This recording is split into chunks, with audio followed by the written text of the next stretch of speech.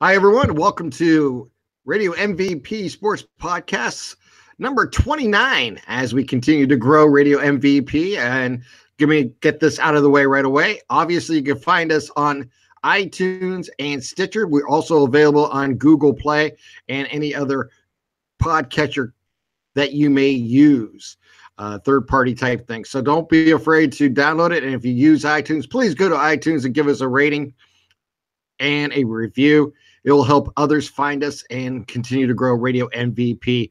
As I get that little disclaimer out, let's get going here, Anthony.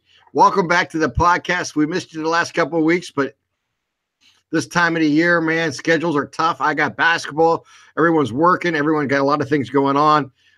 You had a few things going on, plus you had the opportunity to go see your Dukies play. Yes. So let's start right there. How was the experience going over to Pittsburgh to watch Pitt and Duke for yourself? You know, obviously growing up a fan of a team outside the local market, it's always one of those bucket list things you want to go see them.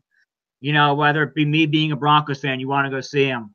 And I've been fortunate enough to go see him play Notre Dame twice and blow a 10-point second half lead twice. So that's awful. But Wednesday was just spectacular. The Pearson Event Center is a gorgeous facility. And it's a shame that Pittsburgh isn't a little bit better than they are, because that arena can get rocking. But it's always a thrill to go see your team win. It's just neat. It's neat. It's always kind of fun walking into enemy territory, being the hunted. You kind of get the razz and all that. And once you got off Pitt's campus and into the arena, it was nothing but Cameron Indoor North. I mean, outside of the few students that were there, it was all blue and white. Wow. Which was, surprising, because all we heard is arrive early. It's going to be the biggest student turnout in years. And by the end of the game, well, let's just say fans were trying to find a parking spot for tomorrow's game early, because it was there. I don't want to damn them. They're just, they're wine and cheese almost. When things are going really well, they're going to be there. But, for they're in a tough transition period right now. So with the weather forecast, the way it had been and what it was coming up, you probably thought a lot of people were like, you know what, the heck with it, I'm going to sell my tickets. There's no point in, hey, it's always hit or miss these weekday games in the middle of January. You never know what the weather is going to be. Exactly. I mean, I think that's the bottom line. Is this time of the year in Northeast Ohio, Western Pennsylvania, these storms can pop up very quickly and really deter people from either going down to Bigley Center here in Youngstown, or I can imagine even a larger city like Pittsburgh or Cleveland. Cleveland State probably runs into the same thing. So obviously, draw does matter, and a conference game against Duke is huge, and it was an opportunity. Hey, look, Pitt is not as team as they were the last 5 years. And it's just, everything goes in cycles no matter what you do. And plus, they're joining a new conference here in the last couple of years. So it's a totally different it's a totally different type of brand of basketball they're playing, from what they're used to, and quality of players. Not that Pitt didn't have top 10 talent before, because they did. And they probably will again, because they just have the program to do it. It's just a matter of, this is one of those years that, they're going to fight for making the tournament. And they're going to fight for that opportunity to play maybe in a secondary tournament if they don't make the NCAAs. I think they have that offside shot. It all depends on how they finish conference play and where they go from here. But you know what? Pitt has had some great runs. Unfortunately, in tournament, it has been unkind to them the last few years. And, they have had some great talent, and, we just move on from there. But I'm glad you had the opportunity to see Duke play, and then had the opportunity to see, high quality college basketball. Yeah, it was an absolute thrill. And, I've watched Marvin Bagley on TV now, but seeing him in person, and he probably played his worst game of his young career Wednesday night. Now, worst game, 16-15. It's not, that's that's nothing to laugh about. But boy, is he special. I mean, you can just see the talent.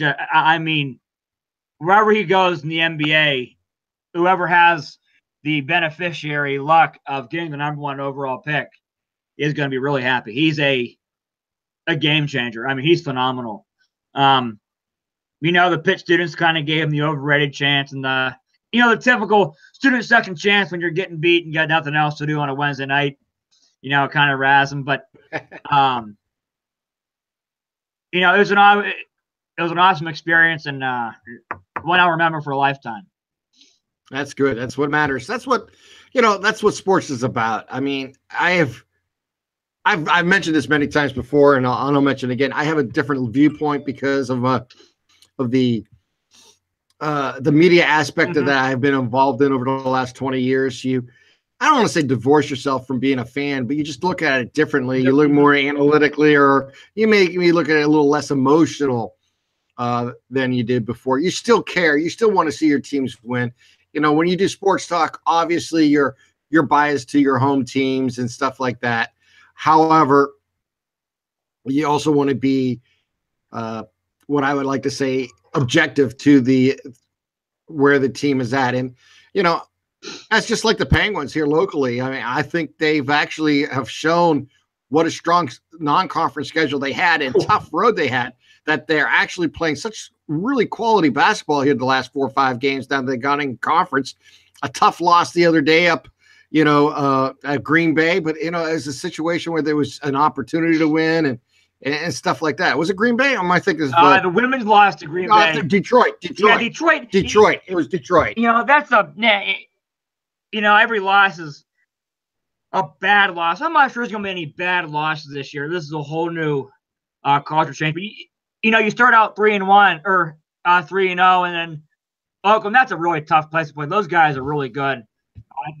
I think Oakland gave Michigan State a game late this year, so you know how good they can play. And then a quick turnaround, less than 48 hours later, Detroit on the road. It's tough to win a conference play anywhere on the road.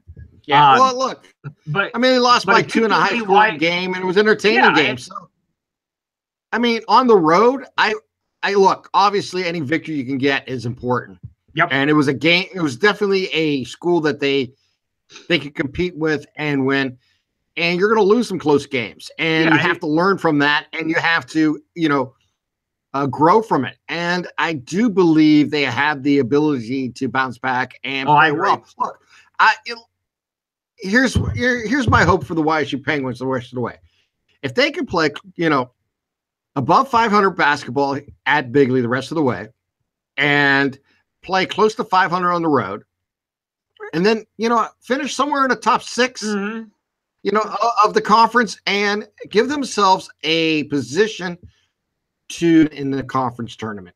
And if that's 1 game or if it's 2 games, anything beyond that, that's fantastic. And that's what you have to think of.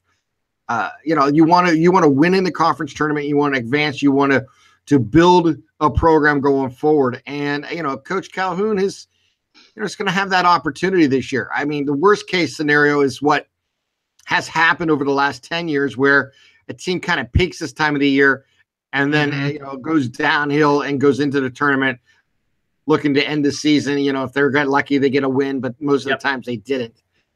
So, this is, an opportunity, to really kind of make, some really imprints on this program. And I like, how they've played. Look, is it perfect basketball? No. Is it better basketball than it was? I think we're seeing the improvement of the team from November till now. And that's what that matters. And we're seeing a basketball program, who are starting to see the leadership of this coaching staff and where it wants to take it.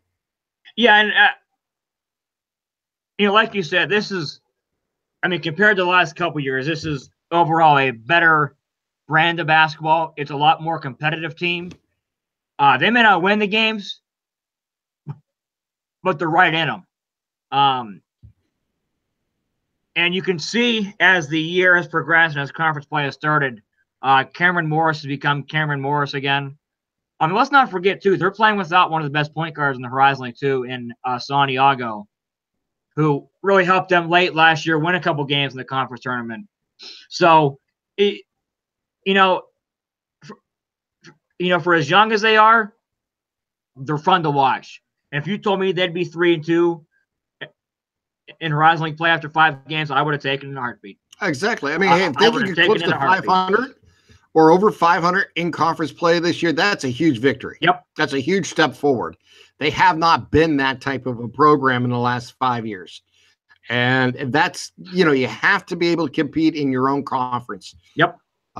And that is, what college basketball is always about. And you must be able to, matter of fact, that's what high school basketball is about. Must compete within your own conference and build opportunities to win and, move towards postseason play. I have the opportunity this year to cover Newcastle, and they're 8-3 on the season, and they've lost a couple of heartbreakers. They're a small team compared to the teams they've had in the past. Most of their players are under 6 feet. Wow. I think they got 1 or 2 players 6'1", and they do have Marcus Hooker, who's an excellent athlete. He's going to Ohio State to play football, and they have a couple players. But the team that I've been watching this year, and they play later tonight. And matter of fact, that's why we're going to make this one kind of a quick podcast. Is they have Beaver tonight in Newcastle. Killing them is they can't hit free throws. The game they played last time. Forgive me, I'm terrible with these new schools. It was out towards Pittsburgh. I'll think about it here in a second. But anyways, they went 4 for 21 from the line, and they lost by 3 points. They had the lead basically the entire game. They had the lead they took the lead at 4-3 in the first quarter, and actually built out a 10-point lead late in the third quarter. And down the stretch, they just could not hit a free throw. Now I'll say this. Yeah, that was a killer. It's just, it has really hurt their opportunity this year to win ball games and on the road, because the two to the 3 losses, I think, or maybe all 3 losses were on the road this year. And that's just, that's tough. You can't do that. 2 out of 3 were on the road. And those road wins, those road losses were opportunities to win if they got up there and just stroked the ball, with some confidence from the line. And right now, that's what's holding back the Red Hurricanes. And they can have a nice run this year. I'm not sure their state distance like they've had in the past, but I think they can definitely make a run in the WPIL. And, and they're unlike Ohio, where every team qualifies for the playoffs. And you just have a huge tournament. There you have to qualify for their playoffs, where they'll take the top 14 in this situation. So it's a little different, and they're going to have to really, make a move here the rest of the season. But we'll have to wait and see how they handle it. I'm really looking forward. Coach Blundo is a really interesting guy. He runs the program over there in Newcastle, and he has over 200 wins. He won a state title a few years back. Last week, the game I'd had one coach with over 500 career wins and the other one 200 career wins. So, yeah, it was a really entertaining game. Yeah, it was Ambridge. Now it came to my mind. It was Newcastle versus Ambridge, and Ambridge. Let me tell you what. I don't know if there's a commitment anywhere. However, you want someone who is going to find a very good player at the next level who can hit the 3 and can handle the ball in a quality way for a big man. He's 6'5". Aaron Hilsendiger. Aaron Hilsendiger. My goodness gracious, this kid can hit. Literally, his range goes from 20 feet to about 28 feet. He can. Hilsendiger, yeah. He has Aaron Hilsendiger. He's a phenomenal young man. I don't know if he has a commitment anywhere yet, but I'm hoping Coach Calhoun might have him on his radar, because let me tell you what, a player like that you can definitely use. And he was a big part of the game. Matter of fact, I think he's averaging around 28 points, 25 points a game right now. He can drill the 3. He's not afraid to take it from anyone. What's that? Ambridge? From Ambridge, yeah. We're gonna have to look him up. He It's can look nice in red and white. It's Hilzend. Eger, I believe. I don't have it in front of me, but Hilzendinger, yeah, or Hilzendinger is, I believe, how you say it. Aaron Hilzendinger. But Degger. Yeah. Actually, it's Digger, they said. That's Pennsylvania. He's a 6'6" junior. Okay, he's a junior. Well, there's the early type recruiting that you have to do. Yes. These are the type of players that I'm talking about, that you and I are talking about. These are the finds out there. Obviously, I'm sure he's on the radar of a lot of teams. And we'll just have to wait and see. But, yeah, he's a player I think, we're going to have to pay attention to. There's a few others that I've seen. Now, some of them already have commitments to schools. So we'll have to just, we'll just kind of talk about them as they come along. But that's a kid who I think we have to pay attention to this year to see if what schools are looking at him and where he may end up, if he's maybe a Power 5 type player, or if he's a mid-major player like for a Youngstown State or a Kent State or a Pittsburgh, that type of thing. We'll have to wait and see. I mean, I'm not a talent evaluator. I can only tell you what I see from my eyes and from my vantage point. I believe that he has the ability to play at least at the mid-major level. We'll have to wait and see, though. I mean, someone to keep in mind. I was really impressed with the way he played. Matter of fact, if you're interested, it's not the best quality broadcast. Unfortunately, we were on cell phone, and the gymnasium was very loud. But if you go to hssn.triblive.com and then click on the broadcast, and you just go through the calendar, you'll find it there. All the past broadcasts of our games are there. So it's a little shout out there to Trib Live, but also if you're interested in hearing some high school basketball from Western Pennsylvania, that's the best way to check it out, because they do an excellent job of covering high school sports on Trib Live. And in fact, my partner James Dawson this week was actually at a cheer event. I knew that started covered that. Yeah. They had a cheer event, and he was actually covering a cheer event with video for the Trib Live. So you never know what you're going to find. Yeah. But, there's so much going on in the world of sports, Anthony. And obviously the elephant in the room is the NFL and the playoffs going on. And it should be I think it's going to be a great day today and a good weekend. I mean, Falcons, Eagles, Titans, Patriots tonight. Obviously, it's a huge favorite over the Titans. I imagine everybody's going to expect a big win there for the Patriots. Yeah. I don't know what the final score will be, but I don't even know what the odds are or the spread, and I don't pay attention to that stuff. But as you know, however, the Falcons-Eagles game is going to be intriguing, and that's coming up here in about a half hour.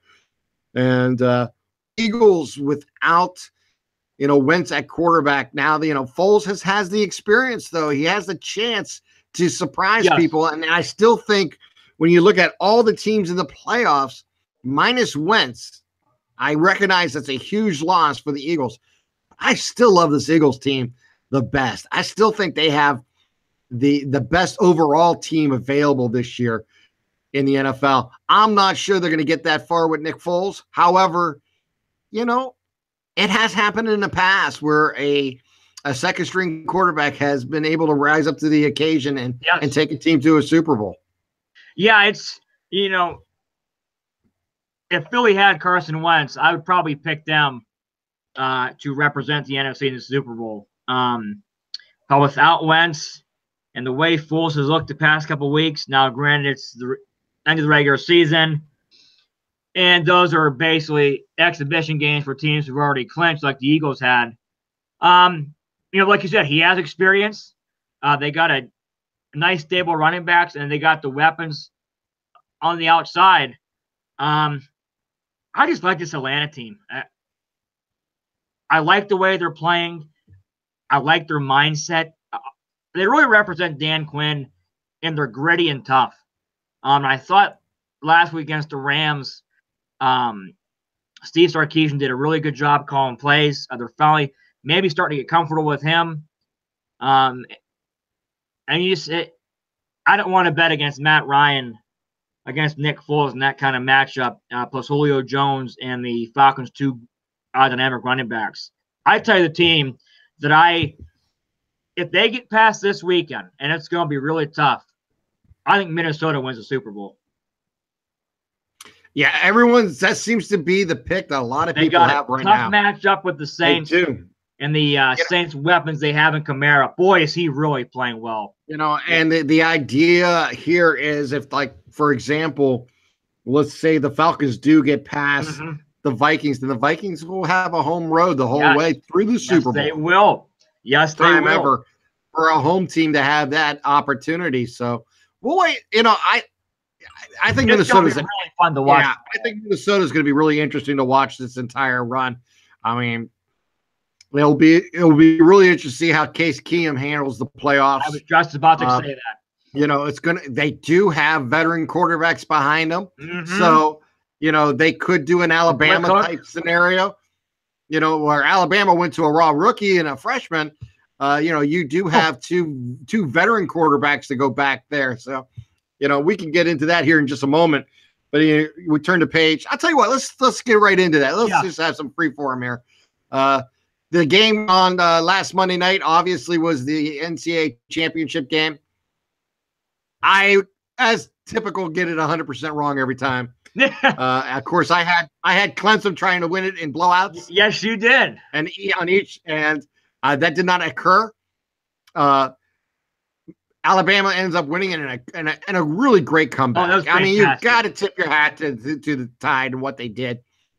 You got to tip your hat to Saban pulling the plug on a quarterback, just taking them all the way to a championship game and going to a raw rookie from the left side of the left-hander throwing it. And he did a great job. Give him credit where credit's due. But I really want to give credit, and too bad Matt's not here.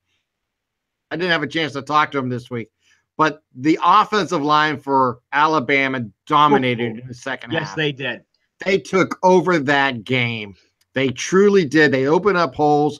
They gave the quarterback the opportunity to make the plays, and the running attack was there. It was just I honestly got to give Alabama all the credit in the world for winning that game, taking advantage of being in the tournament and winning it all.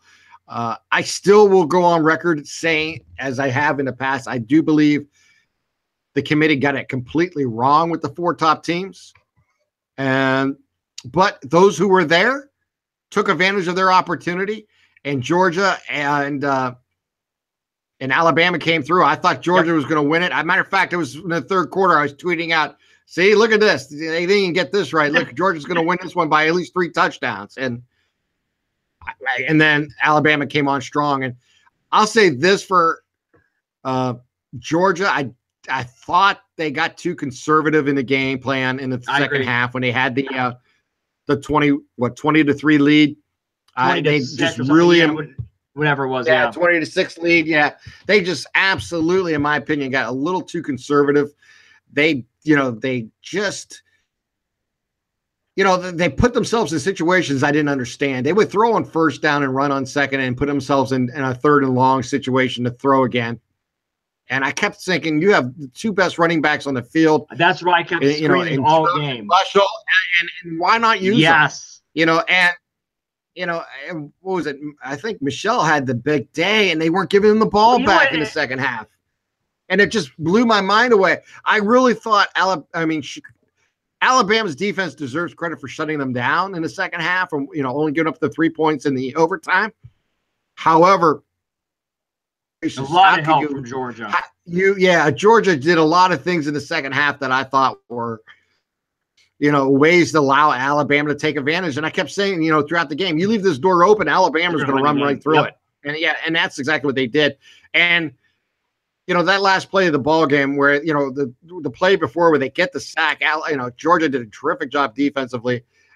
And then They played back off the guy, and he bit on the corner, and they didn't have the safety help. It just shocked the heck out of me. You keep that play in front of you. You get up front. You don't allow someone to get behind you like that. But, he made the perfect pass. He made the perfect play. They deserve to win. They are our national title winners. I accept that 100%. Yeah. And I do. I mean, like I said, I still don't think the committee got it right. I mean, you can make a legitimate case that even though Central Florida did not play any tough toes, neither did Alabama. And in the end, you can point to the fact that Auburn beat both Alabama and Georgia this year, and then went on to defeat Auburn again, in the playoffs. So, that's, to me, you can make a legitimate case. I know how politics work, and I understand it. They're not going to give someone outside the top Power 5 conferences that opportunity. They may say they will, they never will. The money's too much involved. And, and as for Ohio State, or even USC, who both won their conferences, and, they were shut out. Obviously, Ohio State showed, their ability in the Cotton Bowl. Obviously, the two losses mattered. If it was a one-loss team, I think Ohio State gets in. Two-loss team the year before. And I think that's what helped Alabama when Ohio State made it over Penn State the year before. Penn State had 2 losses. Ohio State only had 1. And Ohio State had top 5 wins that year. And Alabama did not this year. So, I mean, in the end, yeah, I understand why they selected the 4 they did. I don't necessarily agree with the 4 they did. And, you just, like we mentioned before, you have a mathematical problem here.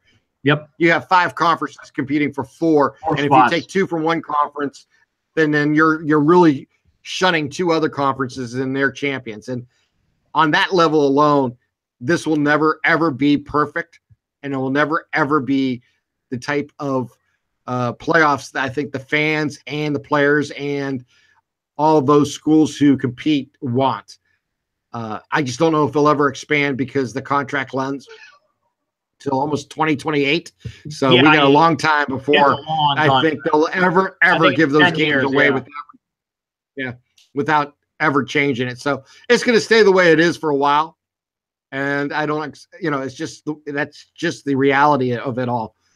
But what a game. And it was, the 3 things that stood out to me was late in the game in the 4th quarter when Alabama needed to make plays. It was all freshmen making plays. And the quarterback and Tagovailoa, if I butchered that name, the freshman receiver, and the guy who caught the touchdown pass, I believe, was a seldom used sophomore. And then their 4th-string running back comes in and has 64 yards in the 4th quarter.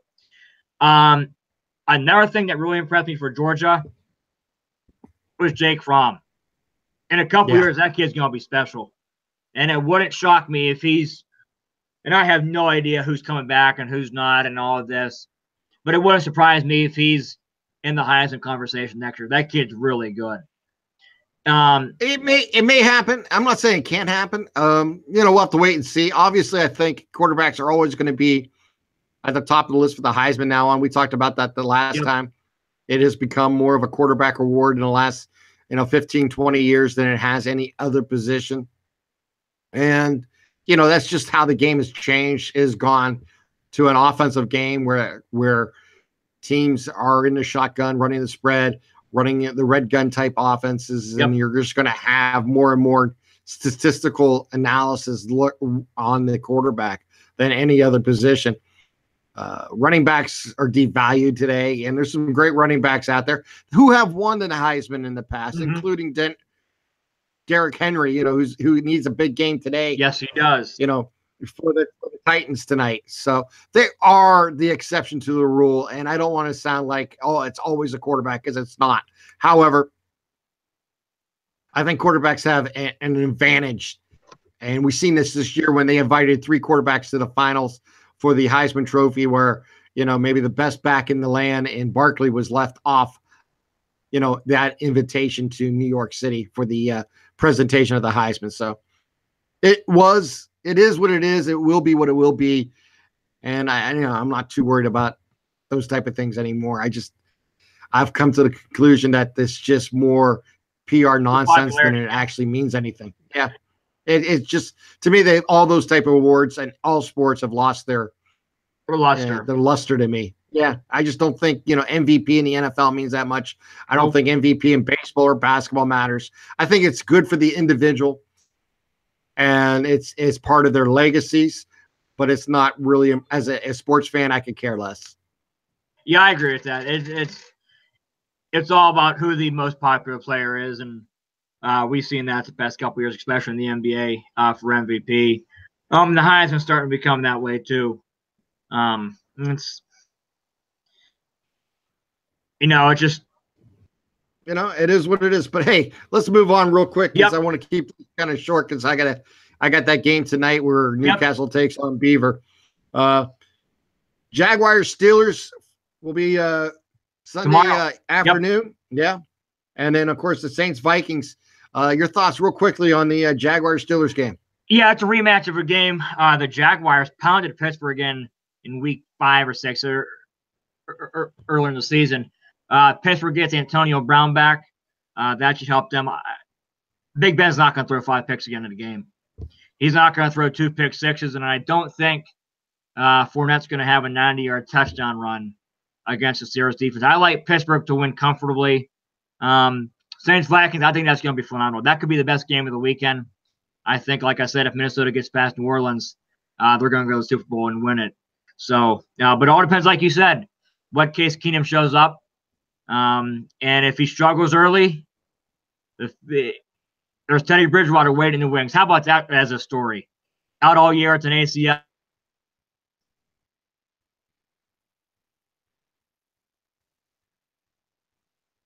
All right, I think there he is. We had a little pause there, Anthony. Sorry about that. Go ahead. You were talking about Case Keenum. I think, like you said, I think, it depends on what Case Keenum shows up.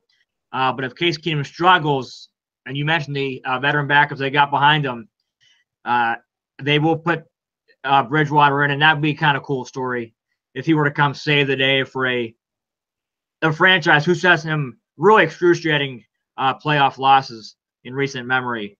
Like I said, I think if they get past New Orleans, I think they go win the Super Bowl. Yeah, I'm really looking forward to those 2 games on Sunday. Obviously, Steelers are very important to this area. There's a lot of Steelers fans in Northeast Ohio, Western Pennsylvania. I think this is the worst matchup for them. They couldn't ask, for a worse matchup. Not that I think. Here's the thing: the Jaguars' defense is just so dominating; they can make the difference in a ball game.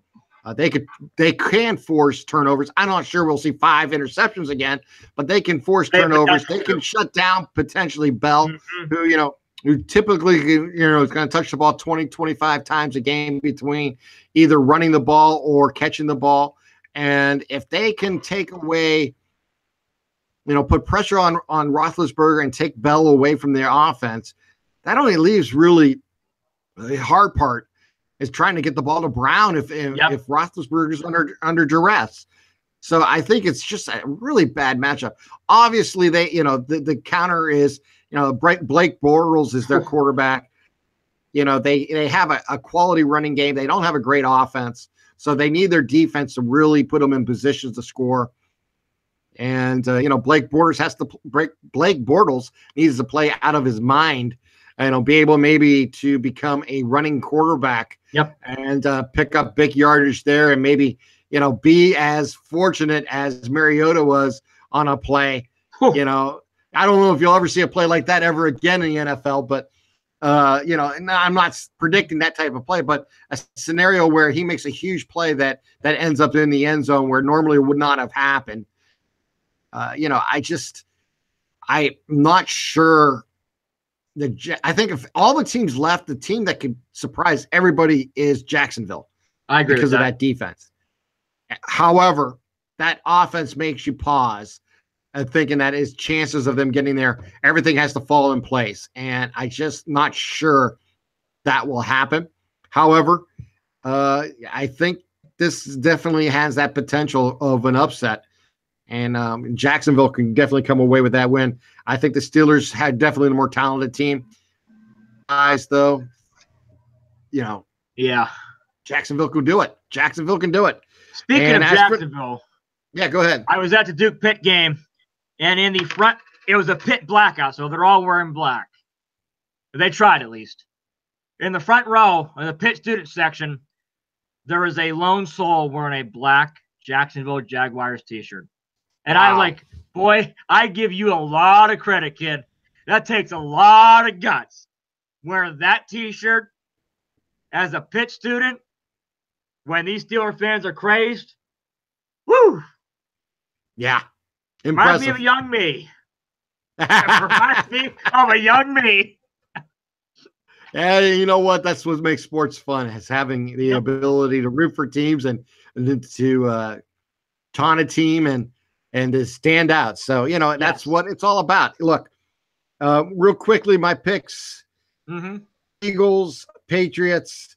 I'm going to go with the upset with Jacksonville, and I'm going to go with the Vikings. Your picks? Give me Atlanta, New England, Pittsburgh, and Minnesota. And I like Atlanta and Minnesota next week in the NFC, and then Pittsburgh, New England, I think is what everybody wants to see, including the NFL.